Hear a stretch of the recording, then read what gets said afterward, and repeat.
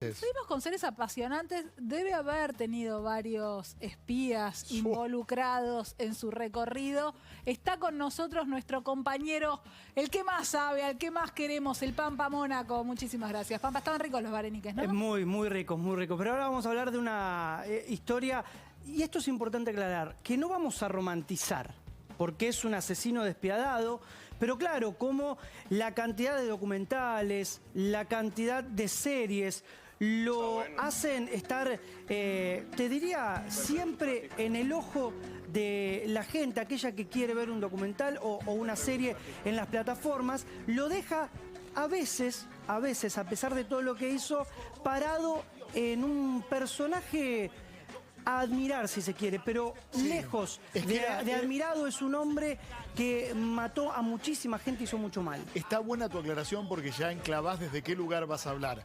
Ahora, como bien decís, también hay que decirlo, era el hombre que mandaba matar despiadadamente a políticos de primera línea y era el hombre que le cumplía el deseo de la fiesta de 15 o la casa a un lugareño humilde del pueblo donde tenía su finca. Ese contraste es este hombre. Exactamente, estamos hablando de Pablo Escobar Gaviria, un hombre que, para que se den una idea de la fortuna que manejó en los años de apogeo, que es la década del 80, hay que tener en cuenta un par de números. Por ejemplo, por semana, solo por semana, obviamente con el tráfico de cocaína, levantaba él para su bolsillo 420 millones de dólares. Tengan una idea, suena raro, suena descabellado, suena que es increíble, pero es así.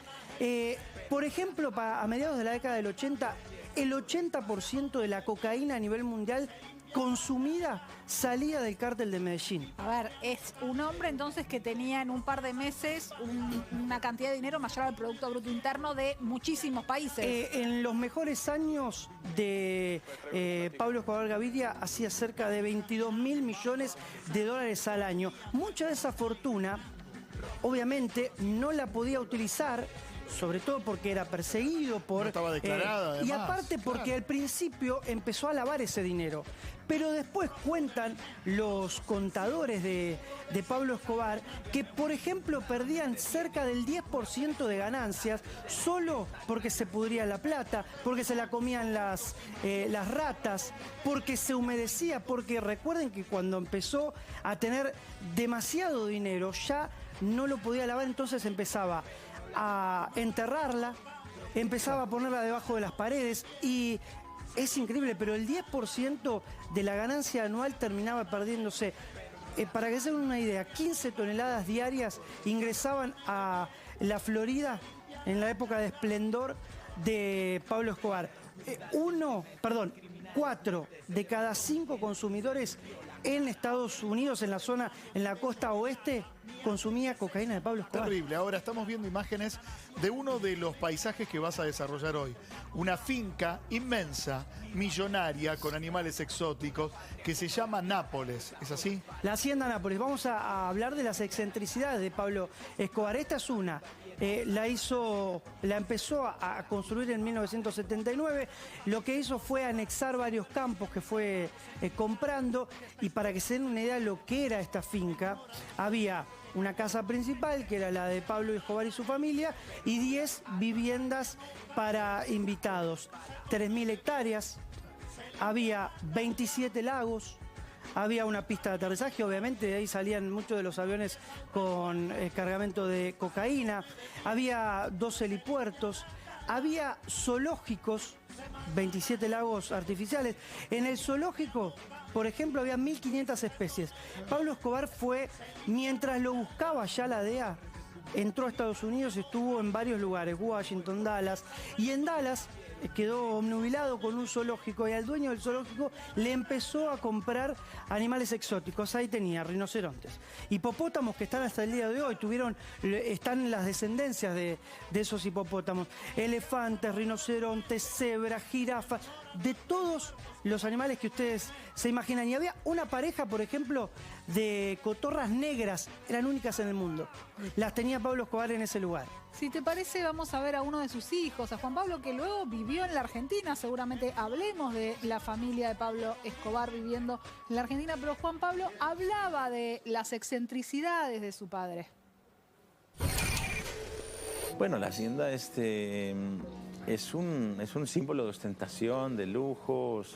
Teníamos 3.000 hectáreas a nuestra disposición. Zoológico. Zoológico con unas 1.200 especies importadas, 27 lagos artificiales, como 100.000 árboles frutales, 100 vehículos recreativos, helicópteros, aeropuerto. Bueno, la verdad parecías que tenías tu propio Disney, digamos, a tus pies, hasta un parque jurásico. De hecho, antes de que Spielberg lo soñara, mi padre mandó construir y diseñar figuras y dinosaurios de la época en cemento, pero con artistas, y eran hechos a escala real.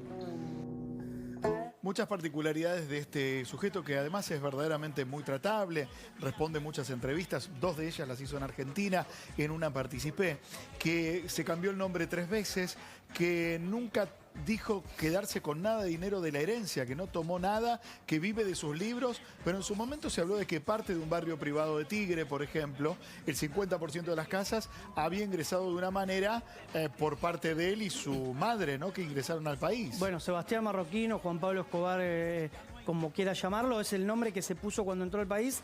Va a juicio oral junto a su mamá y junto, por ejemplo, a Chicho Serna, por la famosa causa de el Café de los Angelitos, Piedrahíta, un narco de Colombia que se dedicaba a lavar dinero aquí en Argentina, y ellos están investigados hoy, seguramente este año sea el juicio oral, por eso, por lavado de activos.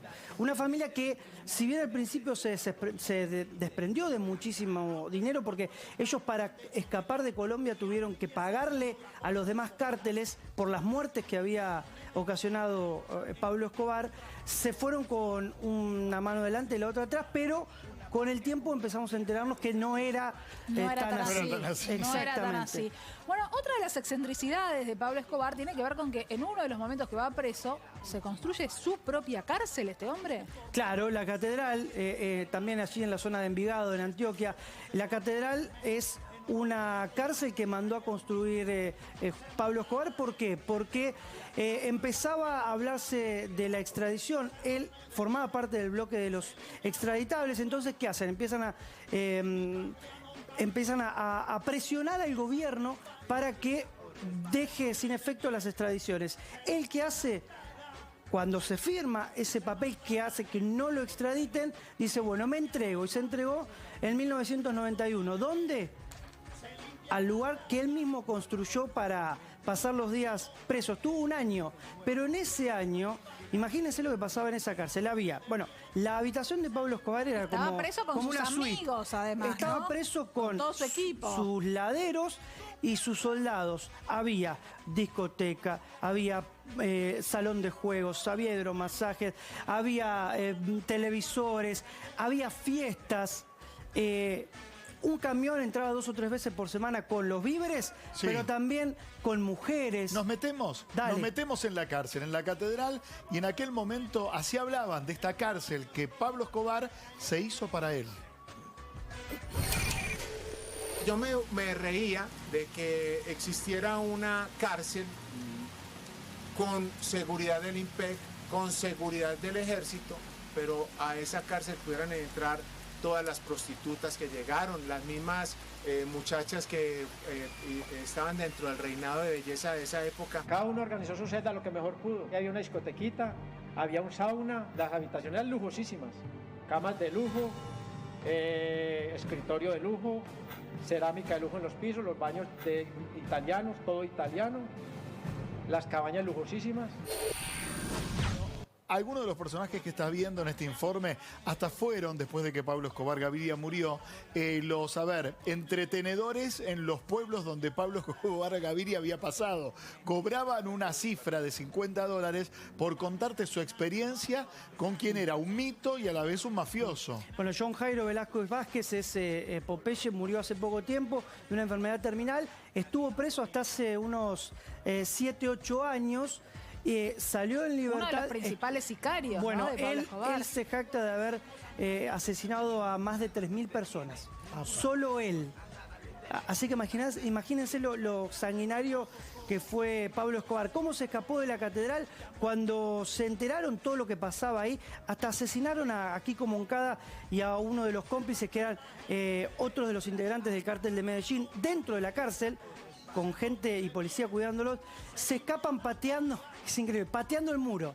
Fíjense cómo estaba hecho el muro, o una parte que estaba preparada para escaparse, que era de yeso. Claro. Entonces fueron, Pablo Escobar vestido de mujer, patea el muro una madrugada y se escapa. Después vendría así lo que es la búsqueda, el bloque de búsqueda, los Pepes, que eran los... Es verdad que grandes actores y grandes cantantes trabajaron para sus fiestas familiares. En algunos casos hablan de figuras como, por ejemplo, Ricardo Montaner siendo trasladado a una isla para cantar para una persona desconocida. Ahí lo descubre, canta 3 temas por una cifra altísima. Y cuando se va a descansar para volver a volar en la avioneta, le dicen, pide la señora que cante de nuevo tal tema.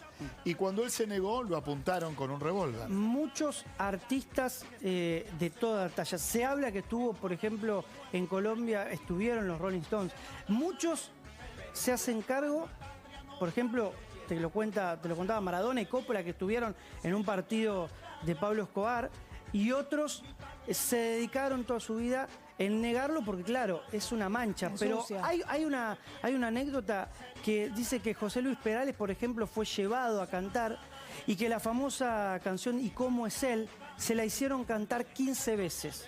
Terminaba y el patrón o la mujer, el patrón como le decían, quería que lo repita. Quedó con dolor de mandíbula, pobre Perales. ¿En qué lugar se enamoró de ti? Bueno, hay un mito, me dirás si es cierto o no, que su hija en un momento tenía frío y él prende una fogata con millones y millones de dólares para calentarla. En uno de los tantos escapes, cuando estaban fugándose ya del bloque de búsqueda y todos los que trataban de dar con Pablo Escobar Gaviria, una noche de frío, imagínense el dinero que tenía este hombre, que para combatir la hipotermia de la hija de Manuela, y ahora vamos a hablar de los regalos a Manuela, hizo una fogata con 2,5 millones de dólares. Lo que nunca haríamos, por ejemplo, por lo menos yo en toda mi vida de trabajo, 2,5 millones de dólares. Bueno, él lo quemó en 15, 20 minutos para darle calor a su hija. Se desvivía por los hijos. Es muy curioso porque es la primera fogata que me deja helado. 2,5 millones. Malísimo el chiste. Claro. Todo suma, hay que llenar 2 horas, Tati. Todo suma. Pablo tenía devoción por Manuela, la hija, y por Juan Pablo. Las fiestas, tanto de Navidad y Año Nuevo como los cumpleaños, eran tremendas. En Navidad y Año Nuevo regalaba. Para los chicos había piñatas con miles de dólares adentro, no caramelos. Y ¿invitabas a los amiguitos? Claro. Sí. ¿Iban los amiguitos o era complicado? Al principio lo cuenta mucho Juan Pablo, el hijo, en el libro, que al principio sí, pero después ya no tenía amigos. Claro, ya había perdido todo eran los hijos de un vivían capo narco. escondidos. Después querían ir los padres de los nenes. Claro, o sea, tenía miles de dólares adentro de la piñata. Claro, y a los hombres y a las mujeres, los mayores, sorteaba pinturas de Dalí, Botero, Picasso, pinturas y esculturas. Un souvenir. Llévate un Bernie. Y los llévate regalos, un Dalí. claro, y los regalos para con los hijos, por ejemplo, cuando el hijo tenía 9 años ya contaba con una colección de 30 motos de pista y 30 de motos acuáticas. A los 13 le regaló el primer departamento de soltero. A los 11, fíjate lo que le regaló, le aparece para el cumpleaños de 11 con un cofre lleno de cartas que le había regalado, que le había mandado una prócer de la independencia a Simón Bolívar. Manuelita Sáenz. Simón Bolívar, o sea, una cosa tremenda para la historia americana. Eso le regaló a la hija para el cumpleaños, ¿no? Nunca iba a entender el valor de lo que estaba recibiendo la chica. Nunca. Durante mucho tiempo tuvo también el sable de Simón Bolívar, que después se le devolvió al M-19, que era un ejército revolucionario. Y a la hija, que se vivía por la hija, siempre la hija en cada Navidad le pedía un unicornio. Y ahí está ese mito que la mujer de Pablo Escobar, después ya de muerto, se encargó de negar, pero muchos te dicen, incluido Popeye, el sicario, que lo que hizo fue comprarle un caballo blanco, de raza, inmaculado, hermoso, y le hizo poner por los cómplices, los secuaces, un cuerno y alas. El cuerno como abrochado, Claro. y las alas pegadas, para darle el regalo a su hijita Manuela, que es la única que siempre vivió en el ostracismo. No, es se le- verdad, no no se lo asomó. conoce, No no, asomó la no, cara. no Pampa, asomó. muchas gracias, como siempre. A ustedes. Viene